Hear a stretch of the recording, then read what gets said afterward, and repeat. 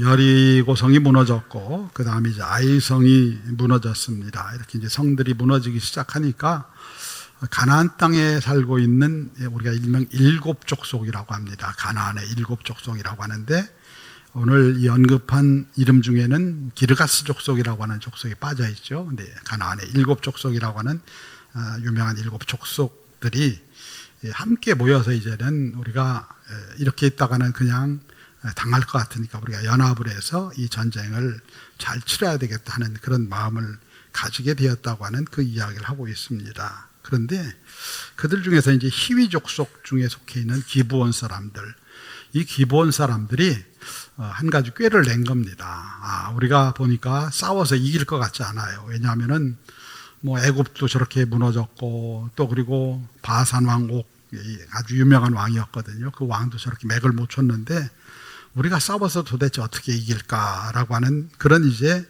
고민을 하게 된 것이죠. 그래서 이제 꾀를 낸 겁니다. 꾀를 내서 우리가 저들과 평화 조약을 맺었으면 좋겠다. 서로 공격하지 않는, 우리가 그냥 종이 되어줄 테니까 평화 조약을 맺었으면 좋겠다는 그런 마음을 갖게 되고, 그리고 이제 꾀를 내기 시작한 거죠. 먼 나라에서 당신들의 소문을 듣고 와서 우리가 당신들과 화친하기를 원합니다 라고 하는 이제 그런 꾀를 낸 겁니다. 그래서 꾀만 낸 게 아니라 여러 도구를 준비했죠. 낡은 가죽 부대와 또 그리고 낡은 신, 이런 것들을 준비해서 이제 찾아온 겁니다. 찾아와서 이들에게 이야기를 해요. 우리가 먼 곳에서 왔는데 하나님이 어떤 분이신지를 들었다. 하나님이 어떤 일을 행하셨는지 우리가 다 소문을 들어서 우리 장로들과 우리 백성들이 당신들과 조약을 맺었으면 한다. 그래서 우리가 당신들의 종이 돼도 좋으니까 우리도 당신들이 믿는 하나님 믿겠다라고 하는 이 마음을 가지고 얘기를 한 겁니다. 근데 이제 그걸 보더니 이제 여호수아 이스라엘 백성들도 바보는 아니죠. 그러니까 피부색도 우리랑 비슷한 것 같고 또 여기 사는 주민들 같으니까 너 여기 가까이 사는 사람들 아니야? 라고 이제 이 얘기를 한 겁니다. 그 얘기를 했는데 이제 이들이 얘기하는 거죠. 뭐 낡은 가죽 부대도 보여주고 하다가 나중에 가서는 곰팡이, 마르고 곰팡이 난 떡을 보여주면서 이게 어떻게 된 떡이냐. 우리가 올 때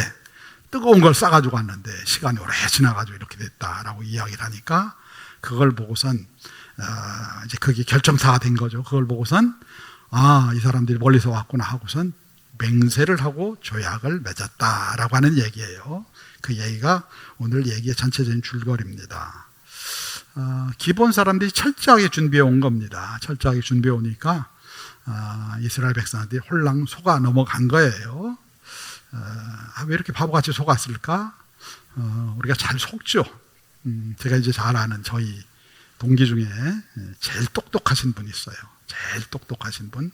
진짜 똑똑합니다. 제가 그냥 하는 얘기가 아니라 진짜 똑똑하고 그런 분이에요.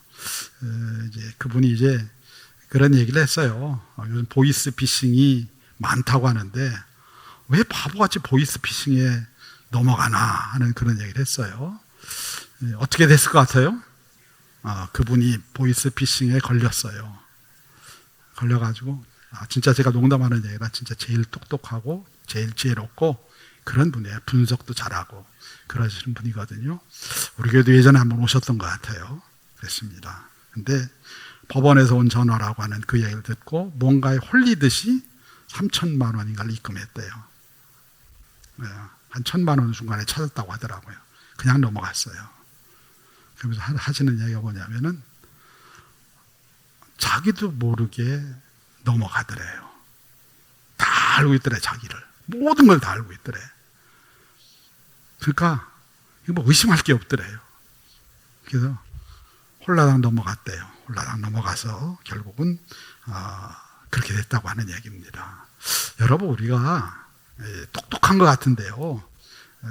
뭐 이분만 얘기했습니까? 우리들에도 이 중에도 혹시 보이스피싱 당하신 분들이 있을지 모르겠습니다. 그거 아니더라도 우리가 많이 속아요. 이런저런 일에 사람에 속고 뭔가에 속고 이런 거 속습니다. 잘 분별 못해요. 우리가 똑똑하고 그런 것 같은데 잘 분별 못합니다. 그러니까 10명이 1명 도둑을 막을 수 없다고 하잖아요. 그러니까 우리가 잘 몰라요.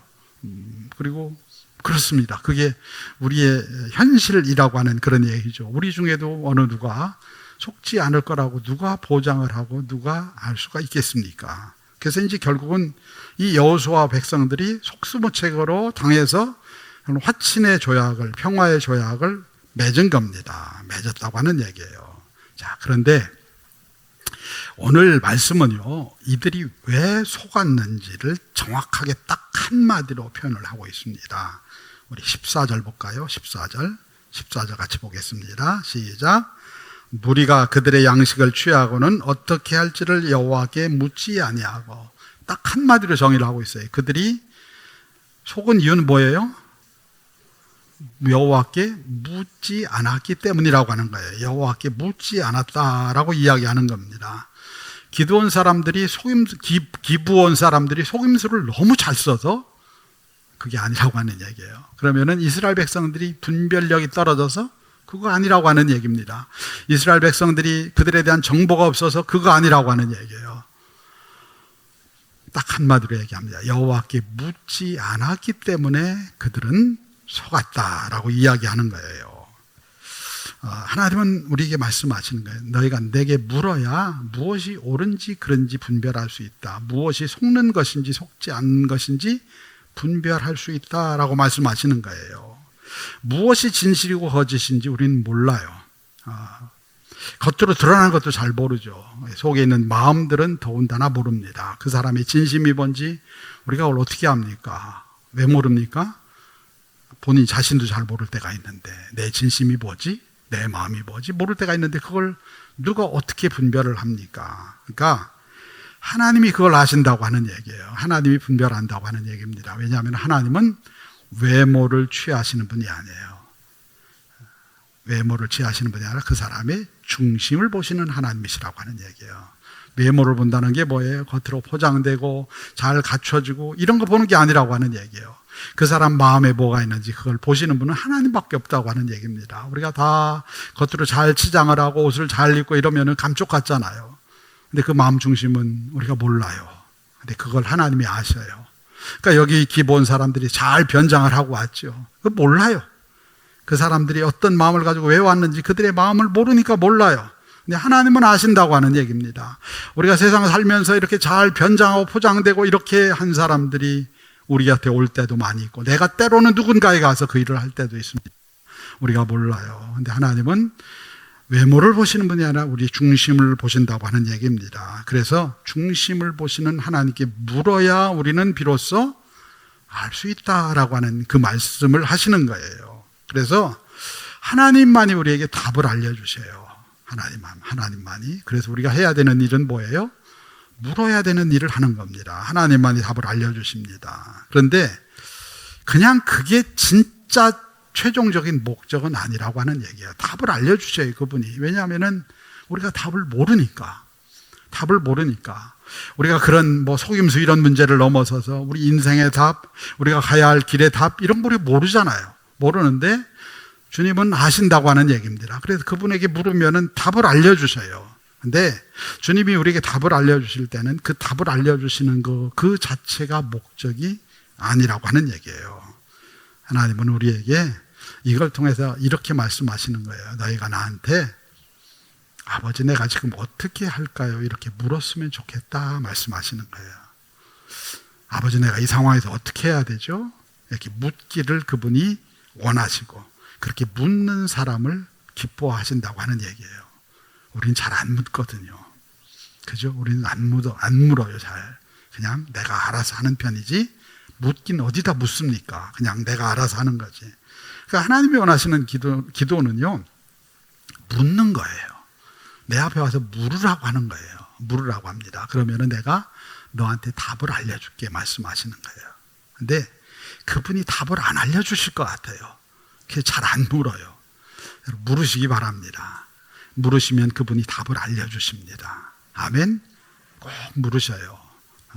대충 묻지 마시고 꼭 물으셔요. 그럼 그분이 답을 알려주실 거예요. 근데 답을 아는 게 목적이 아니에요. 하나님은 답을 알려주시는 게 목적이 아니라 내가 너랑 그래서 함께 동행하고 싶다. 내 삶의 문제 하나하나에 내가 반응하면서 너와 함께 동행하고 싶다. 말씀하시는 거예요. 그래서 하나님은 묻는 사람을 기뻐하세요. 자꾸 뭘 물어보면 아이들이 이제 조금 이제 말도 하기 시작하고 하면 막 물어보잖아요. 그럼 때로는 귀찮기도 하지만은 묻는 게 신기하잖아요. 그래서 묻는다는 것 자체가 뭐예요? 묻는 사람, 묻는 대상을 신뢰한다는 거 아니겠습니까? 그러니까 묻는다는 것은 그런 거예요. 하나님 제 생각보다 하나님이 훨씬 더 지혜로우십니다 라고 하는 고백이에요. 하나님이 훨씬 더 지혜로우셔요. 내가 갖고 있는 생각보다. 하나님은 우리에게 내가 알아서 다 해 이렇게 말씀하지 않으셔요. 우리 삶에 찾아오셔서 간섭하십니다. 간섭하셔서 우리가 말하기를, 묻기를 그분은 기대하시고 바라십니다. 여러분, 예를 들면은 이런 거예요. 자녀가 어디 시내에서 길을 못 찾아가서 집에 전화를 했습니다. 내가 어떻게 가야 될까? 그러면 제가 이제 전화를 받았다고 해. 전화를 받아서 이렇게 하면 돼. 하고 나서 그냥 끝나나요? 여러분 어떻게 해요? 그냥 끝나요? 이제 다 큰 청년들이야 다 알아서 하겠지만은 한 5분쯤 뒤에 다시 전화를 합니다. 잘 찾았어? 잘 찾았어? 전화를 해요. 그러면은 반응이 어떻게 나옵니까? 내가 알아서 할 테니까 이제 그만 전화해. 이럴 거예요, 아마. 내가 알아서 할 테니까 그만 전화해. 왜 자꾸 간섭을 해? 내가 알아서 할 테니까 그만해. 라고 이야기할 거예요. 근데 왜 그렇게 합니까? 부모는 자녀를 사랑하니까 그렇게 하는 거예요. 이 아이가 혹시라도 길을 잃어버릴까봐, 혹시 이 아이가 문제가 생길까봐 불안해서 그렇게 전화를 하는 거죠. 하나님도 그런 거예요. 우리에게 너 나한테 물어. 왜 네 맘대로 해? 이거는 어디 여러분 회사에서 상사가 밑에 있는 사람한테 하는 태도 아니겠습니까? 그게 아니에요. 그게 아니고 당신의 권위, 내가 너보다 위에 있으니까 너 나한테 물어봐. 이 권위를 확인하려고 하는 게 아니라고 하는 거예요. 우리를 귀찮게 하려고 하는 것도 아니고요. 우리를 통제하려고 하는 것도 아니에요. 그냥 우리를 사랑하시고 보호하시고 끝까지 우리를 붙들려고 하는 그분의 마음입니다. 기도는 그분이 나랑 같이 가자라고 하는 그분의 음성이에요. 음성입니다. 그래서 기도는 묻는 겁니다. 우리 한번 따라합시다. 기도는 묻는 것이다. 물어야 돼요. 묻는 것부터 기도가 시작이 돼요. 물을 때 우리는 분별할 수가 있어요. 물을 때 우리 생각과 경험과 지식으로 우리가 우리를 속이려는 사람을 우리가 해결 못합니다. 속이려고 달려들면은요 다 속아요. 다 속아 넘어갑니다. 그게 사람이에요. 심지어는요 자기 자신에게 속아요. 자기 자신에게. 여러분 내로남불이라는 거 있잖아요. 왜 내로남불이 나옵니까? 그 내로남불을 하는 사람이 자기가 지금 하는 일에 대해서 확신을 하는 거예요. 자기는 의롭다고 확신을 하는 거예요. 자기가 자기에게 속는 거예요. 요즘 이제 여러분 축구 때문에 시끄럽잖아요. 축구 때문에 시끄러운데 아마 그 감독님은 자기가 너무 잘한다고 믿고 있는 것 같아요. 세상 대한민국 모든 사람들은 아니라고 생각을 하는데 그 사람이 모르는 게 아니라 몰라요. 모릅니다. 모르는 거예요. 모르는데 속는 거예요. 자기 자신에게. 우리가 다 그렇습니다. 그렇게 살아가요. 그래서 우리가 나에게도 속고 다른 사람이 속이면은요 그 말에 또 속아 넘어가요. 우리는 쉽게 넘어가고 그렇게 갑니다. 근데 하나님은 결코 속지 않으신다고 하는 얘기야. 그분이 우리를 분별해 줄 때 우리가 아는 거예요. 그분이 내게 말씀하실 때 누군가를 분별하고 나를 분별해요. 나를 조명해요. 나를 조명해야 나를 알 수 있는 거예요. 그래서 신앙은요 분별력을 키우는 게 아니에요. 내가 분별 잘해야지, 분별하는 훈련을 해야지, 이게 아니에요. 모든 걸 다 아시는 그분께 의탁하는 거예요. 의탁하는 거예요. 나의 분별력을 의지하는 게 아니라, 내가 지혜롭고 똑똑해 이걸 의지하는 게 아니라, 아까 제가 얘기했던 그 우리 동기 목사님, 자기 자신을 너무 의지하면은요 자기에게 속아요. 자기에게 속아요. 속지 않으신 하나님께 의지하는 거예요. 이게 기도입니다. 기도. 하나님이 모르셔서 보고를 받으려고 우리에게 기도하라고 하는 게 아니에요. 우리가 기도할 때 분별할 수 있기 때문에 기도하라고 하시는 거예요. 물어보고 나한테 물어봐. 그래야 분별이 시작돼 라고 말씀하시는 거예요. 근데 여기서 이제 우리가 이제 오해하지 말아야 될 것이 하나 있습니다. 우리는 그래서 기도를 답을 얻는 수단, 분별해서 답을 얻는 수단으로 생각할 때가 너무 많아요. 그래서 답을 얻어야 되는데, 답이라는 게 답도 있지만 문제 해결하는 거 아니겠습니까? 나 지금 삶에 이 엄청난 문제가 있어. 이거에 대한 답을 찾아야 되는데, 이 문제 해결을 해야 되는데, 이거를 기도라고만 생각을 해요. 그러니까 조급한 거예요. 이거 왜 빨리 안 해주시오? 나 지금 죽을 것 같은데 왜 이거 빨리 안 해주시오? 답장이 늦게 오면 너무너무 답답한 거예요. 너무너무 기가 막힌 거예요. 근데 하나님은 답만 주시려고 기도하라고 하시는 게 아니에요. 옛다, 여기 답 있다, 이거 가지고 가. 답을 주시려고 그분이 기도하라고 하시는 게 아닙니다. 답을 주시려고만 물으라고 하시는 게 아니에요. 저 이제 예전에 학교 다닐 때, 지금도 아마 그런 게 있겠죠. 문제집 있었잖아요. 문제집, 수학 문제집. 수학 문제집이 있는데 수학 문제가 뭐 쉽지 않지 않습니까? 그럼 이제 열심히 풀어요. 푸는데 문제가 너무 어려워서 잘 안 풀려. 안 풀리면은 유혹이 와요. 어떤 유혹이 오죠? 문제집 뒤에 뭐가 있어요? 답이 있어요, 답이. 그 유혹이 와요, 그거. 거기에 답을 푸는 과정도 대략 나오고, 어떤 건 답만 나오지만 어떤 거는 답을 푸는 과정도 나와요. 그 유혹을 이기지 못하고 뒷장을 열어서 답을 푸는 과정과 답을 보는 순간, 그 다음에 똑같은 문제가 나와도 그 문제를 풀 가능성은 별로 없어요. 그죠? 공부 잘하는 애들은 어떤 애들이에요? 뒤에 있는 답안지를 안 보는 애들이 공부 잘하는 애들이에요. 걔네는 끊임없이 앉아서 그걸 고민해서 푸는 거예요. 끈기를 가지고. 그럴 때 생각하는 생각의 용량이 커지고 실력이 늘어나는 거예요. 그걸 통해서 그 문제를 정확히 하는 거예요. 그래서 그 사람은 그 문제가 나오면 절대 안 틀려요. 왜냐하면은 그 문제를 푸느라고 얼마나 끙끙거렸어요. 그 문제를 해결하려고 얼마나 끙끙거렸습니까? 답이 중요한 게 아니에요. 수학 문제를 풀 때 뭐가 중요한 거예요? 푸는 과정이 중요한 거예요. 그걸 잘 풀 때 다음에 또 그런 문제가 오면은 그 문제를 쉽게 푸는 거예요. 이 푸는 과정이 너무너무 중요한 거예요. 여러분, 기도는요, 과정입니다. 과정. 기도는 과정이에요. 하나님은 답을 그냥 옛다, 이게 답이다 이렇게 주실 수 있어요. 근데 그렇게 안 주셔요. 답을 네가 풀어보라고 하는 거예요. 답을 풀어보라고 하는 것입니다. 하나님은 이미 답을 다 알고 계셔요. 그런데 우리에게 답을 풀어보라고 하시는 거예요.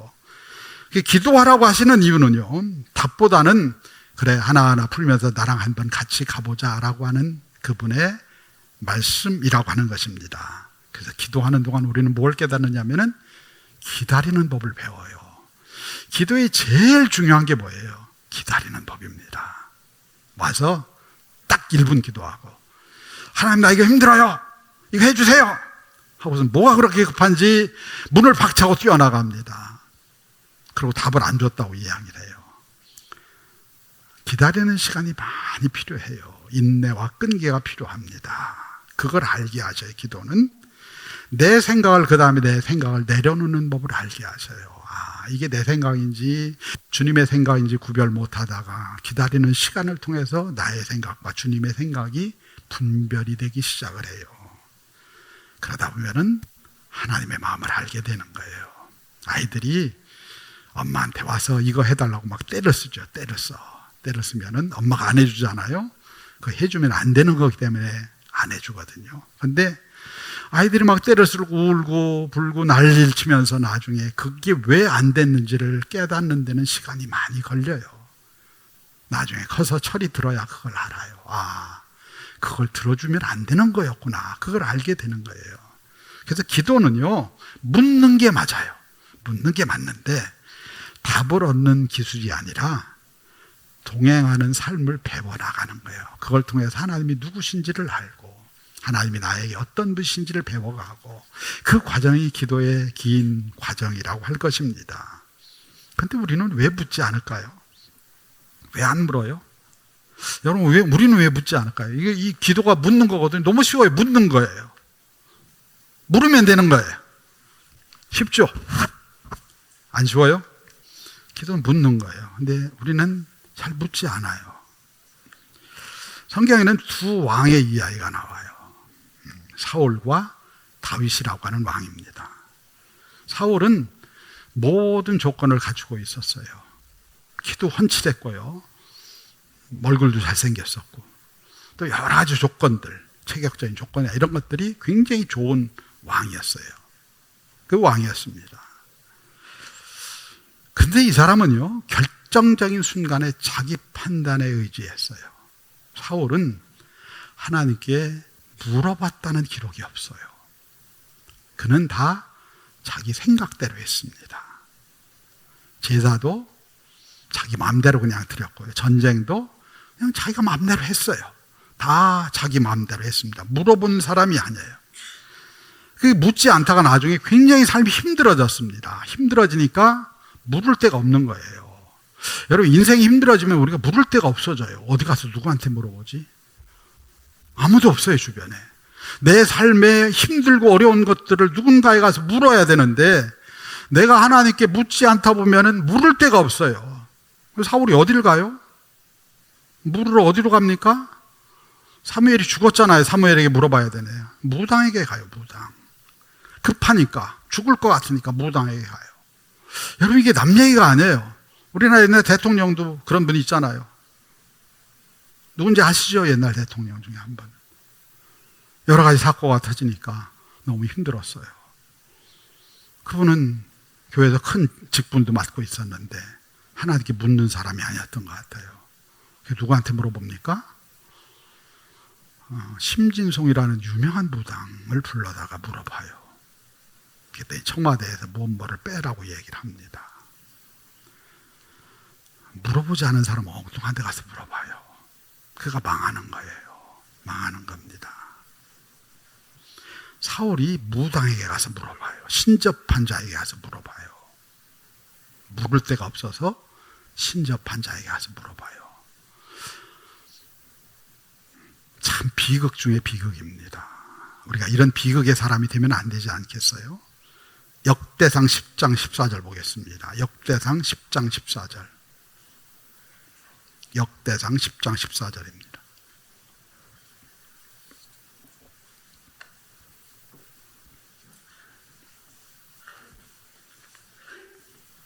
역대상 10장 14절입니다.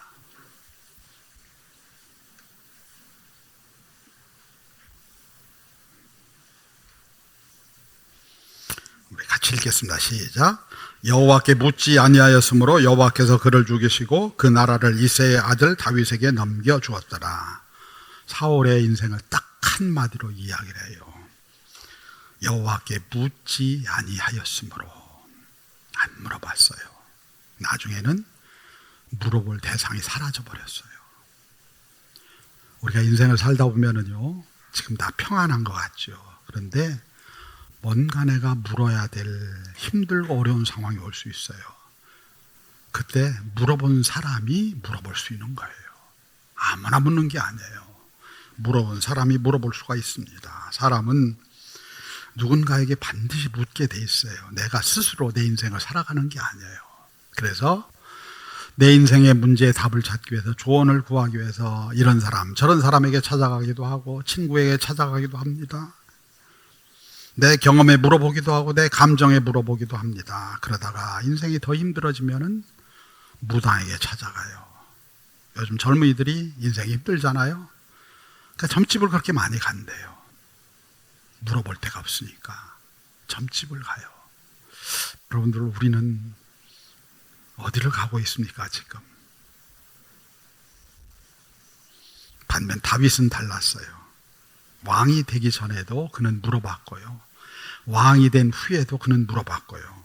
전쟁을 앞두고도 도망 다닐 때도 늘 하나님께 물어본 사람이에요. 그래서 다윗의 이야기를 보면은 계속 나와요. 여호와께 물어보는 내용들이 다예요. 여러분, 성경을 보다 보면은 다윗이 얼마나 귀찮을 정도로 앞에 물어봤는지, 사소한 것까지 물어봤는지, 그런 것들을 보게 돼요. 사무엘하 2장 1절 볼까요?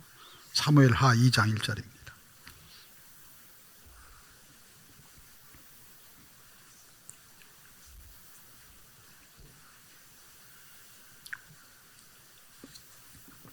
사무엘하 2장 1절입니다.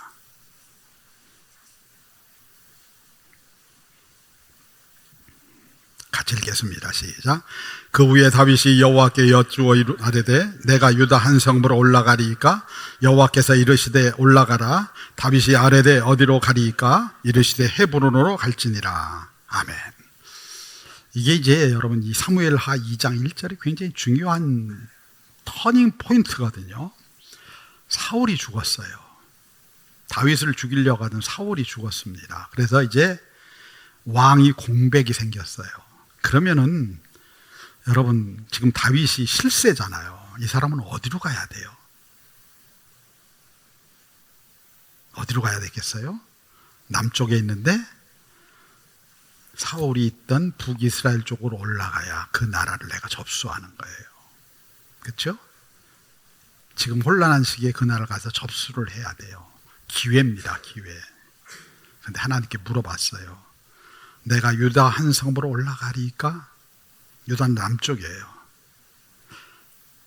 다윗의 마음 가운데는요, 북쪽으로 올라가고 싶은 마음이 굴뚝 같은데 안테나를 가동을 해보니까 이게 아닌 것 같아요. 그래서 물어보는 거예요. 내가 유다의 한 성읍으로 올라가리까? 하니까 하나님께서 유다 한 성읍으로 올라가라고 말씀하시는 거예요.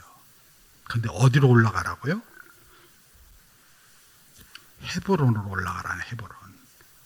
여러분 이 헤브론이 어디 있는지 잘 모르니까 그 말의 의미를 잘 이해 못하잖아요. 헤브론은 저 남쪽에 있어요. 제일 남쪽에 있는 도시가 헤브론이에요. 그러면은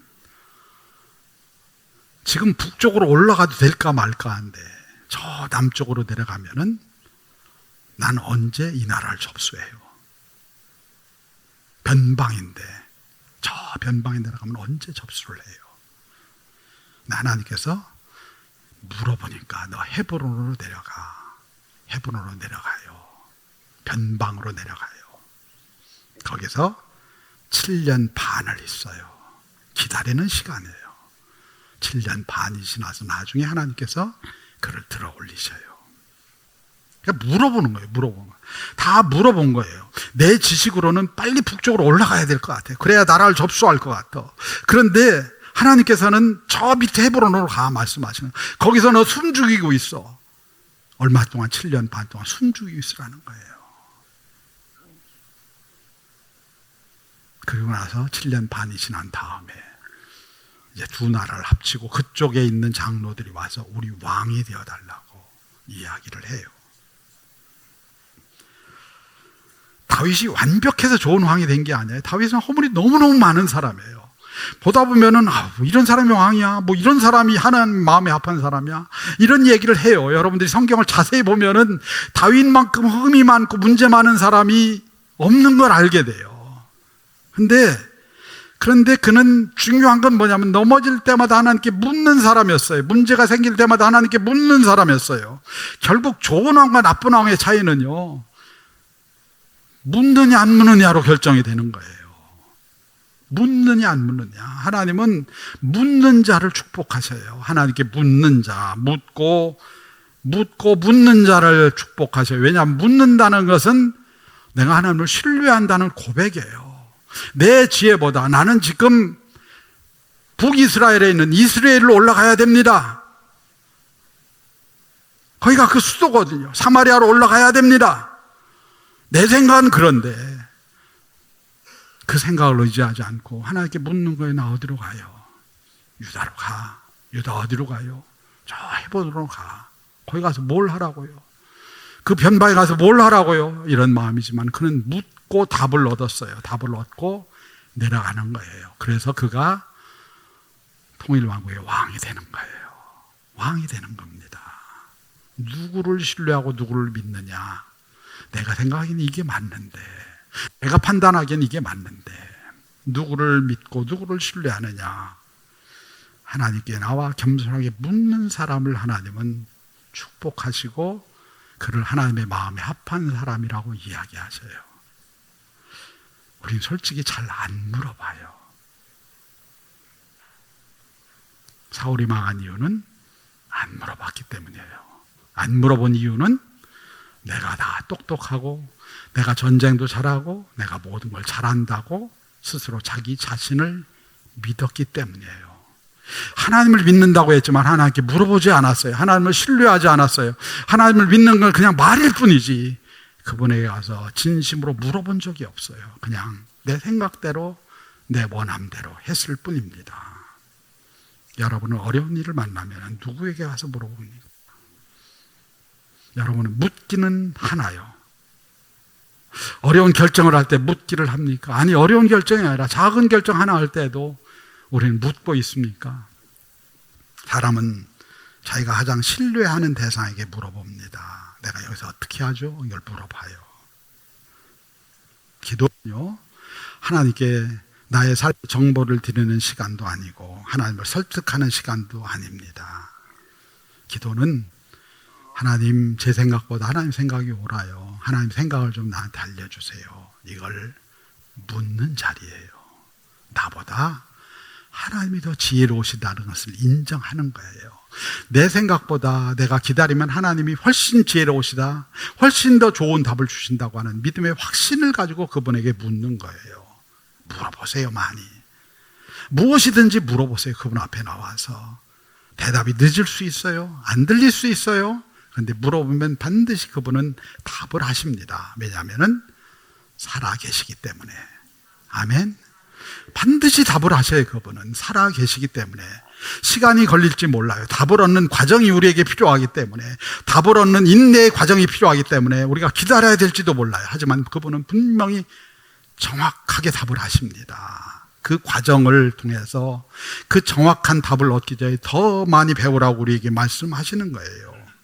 그런데 기도는 질문을 던지고 답을 얻고 문제 해결을 받는 것을 넘어서서 그분이 누구이신지를 더 알아가는 과정이에요. 내가 어떻게 하면 그분과 더 가까이 함께 동행하면서 걸어갈 수 있을까? 신앙은 그냥 어떤 예전을 참여하고 예전에 나와서 내가 이렇게 했으면 이게 아니에요. 신앙은 전체 다가 뭐냐면은 주님과 내가 동행해가는 과정이에요. 우리 인생을 내게 아니라 그분의 것이라고, 내 인생의 모든 것들이 내게 아니라 주님의 것이라고. 그러니까 주님, 내 인생의 문제에 답을 주시옵소서.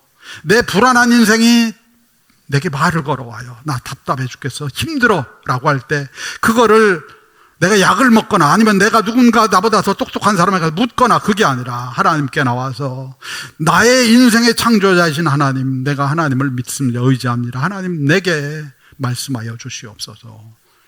이 고백이 기도의 자리입니다. 그리고 그분은 우리의 기도를 결코 멸시하지 않으십니다. 왜냐하면 내가 물어볼 때 그분은 너무너무 기뻐하시기 때문이에요. 여호수아는 하나님께 묻지 않았습니다. 그래서 분별을 못한 거예요. 똑똑하지 않아서 분별 못한 거 아니고요. 그가 정보가 없어서 분별 못한 거 아니고요. 기본 사람들이 너무 잘 속여서 분별 못한 거 아니고요. 묻지 않았기 때문에 분별을 못한 겁니다. 하지만 분별하지 못했어도 하나님은 그 여호수아를 사랑하셔서 그를 덮어주십니다. 사실 우리도 매일 하나님께 묻지 않고 살아갑니다. 그냥 되는 대로 살아가요. 그냥 내 생각대로, 내가 해왔던 대로. 그저 우리는 내가 해왔던 내 삶의 패턴에 따라서 살아갑니다. 살아가요. 그런데 하나님은 우리와 말씀하시기를 포기하지 않으십니다. 오늘도 내 패턴대로, 내가 하던 대로 살아왔는데 오늘도 주님은 부족한 종을 통해 여러분들에게 말씀하셔요. 나한테 좀 물어보겠냐? 물어보고 가야지 왜 그냥 가냐? 말씀하시는 거예요. 그분은 우리가 묻지 않을 때도요, 우리를 기다려 주셨고, 또 때로 어려운 일을 만날 때 우리를 막아 주셨고, 우리를 돌아오게 하셨습니다. 왜냐하면은 그게 하나님의 신실하심이거든요. 우리의 충성, 우리의 열정, 이거는 아무것도 아니에요. 우리는 금방 지치고요, 뭔가 열심히 하다 금방 주저앉고, 근데 그런 우리를 품어주시는 하나님의 신실하심, 내 자녀 그래도 품어주시고 기다려주시고, 내가 이 듣는 귀가 열릴 때까지 기다려주시는 그분의 신실하심이 훨씬 큽니다. 생각해보면은 오늘까지 제가 여기 온 것도 하나님의 은혜라는 것을 고백합니다. 제 인생에도 속았던 적도 많이 있었고요, 사람에게 속았던 적 수도 없이 많았고요. 왜냐하면 다 사람 마음이 다르거든요. 또 잘못된 일에 선택을 해서 어려움을 당했던 적도 있었고, 많은 시간들에, 그런데 하나님이 내가 똑똑해서 나를 붙잡아 주신 게 아니에요. 그분이 신실하시기 때문에 저를 오늘 여기까지 인도하셨고, 저를 오늘 이 자리에서 여러분들에게 말씀을 전하는 사람으로 세워준 줄로 믿습니다. 그분이 막아주셨기 때문이에요. 죽을 고비에서도 막아주셨고, 정말 어려운 일을 만났을 때도 그분이 막아주셨고, 내가 붙지 않았는데도 내 옆에 오셔서 자식이라고 생각하시고 잡아주신 거예요. 우리의 소망이요, 내 기도의 수준이라면 이거 너무 힘들어요. 나 안 물어봤는데, 내 기도의 수준을 넘어서는 그분의 신실함이 우리 안에 있어요. 그게 오늘 여기까지 우리를 이끌어준 거예요. 제가 오늘 여러분들에게 묻지 않았다고 책망하려고 이 설교하는 거 아니에요. 묻지 않음에도 불구하고 우리를 붙들어 주신 그분이 있는데, 우리가 물으면은 얼마나 그분이 기뻐하시겠어요. 그죠? 묻지 않아도 날 붙잡아 주시는데, 내가 와서 알콩달콩 묻기 시작하면 그분이 얼마나 기뻐하시겠어요. 얼마나 기뻐하세요. 이제는 귀가 열렸구나, 이제 눈이 열렸구나, 그렇게 말씀하시지 않겠어요? 기도는 묻는 것입니다. 그리고 묻는 것을 넘어서서 하나님과 동행하는 삶으로 가는 것이고요. 더 깊이 들어가면은 하나님을 사랑하는 삶으로 나아가는 거예요. 다윗은요, 묻는 것을 통해서요, 답보다 하나님을 구했어요. 처음에는 그가 묻기 시작했어요. 물으면서 인내하는 법 배우고, 그분의 말씀을 배우고, 그분이 어떤 마음을 가지신지 배우기 시작하면서, 그 다음에는 답을 구하는 게 아니라 그분을 구하기 시작한 거예요. 그렇습니다, 여러분. 기도는 답을 구하는 자리에 갔다가 답을 구하는 게 아니라 그 다음부터는 하나님의 얼굴을 구하는 자리로 가는 거예요. 시편 27편 4절 볼까요? 시편 27편 4절. 시편 27편 4절입니다.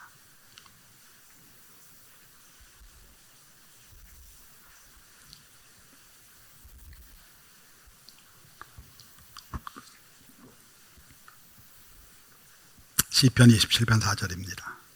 같이 읽겠습니다. 시작.